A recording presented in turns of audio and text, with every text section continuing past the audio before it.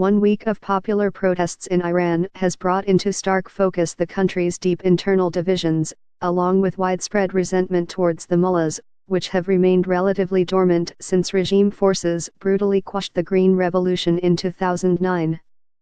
What started last Thursday in the city of Mashhad as a small economic rally with participants primarily venting frustration over the lack of trickle-down effect from some $100 billion in sanctions relief granted to Tehran in the 2015 nuclear deal has morphed into nationwide, deadly demonstrations against the rulership of Supreme Leader Ali Khamenei across Iran. Chants of death to the dictator have become common refrain as pictures of the Ayatollah are set on fire.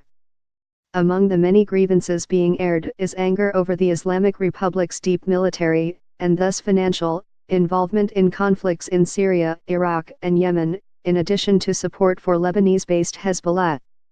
Somewhat less pronounced is the regime's bankrolling of the Palestinian terrorist groups Hamas and Islamic Jihad, although protesters have reportedly recited slogans such as "Let Go of Palestine" and "Forget Palestine" while invoking the Gaza Strip in particular.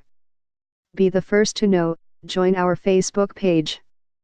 Function, D, S, ID, var JS, FJS equal D get elements tag name, S, 0, if, D get element bid, ID, return, JS equal D createlment, S, JS.ID equal ID, JSSRC equal / connect facebook.net/n_us/all JS number XFBML equal 1 and app ID equal 1634148068997, FJS parent node insert before, JS, FJS, document, script, Facebook JS SDK. In this respect, relations between Shiite Iran and Sunni Hamas have thawed since the former froze ties with Gaza's rulers after they refused to support the Assad government at the onset of the Syrian war.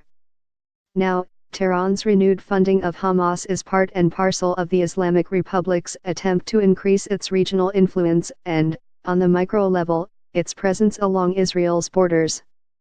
The latter entails accelerating Hezbollah's militarization in Lebanon and establishing a permanent presence in Syria, including the entrenchment of Shiite proxies in the Golan Heights according to Brig. General Yossi Kuperwasser, retired, former Director General of the Israeli Ministry of International Affairs and Strategy. Iran's growing involvement in Gaza is based on a convergence of interests. On the one hand, Hamas has become weaker as it lost the ability to rely on its usual supporters, while its effort to forge unity with the Palestinian Authority appears to have failed.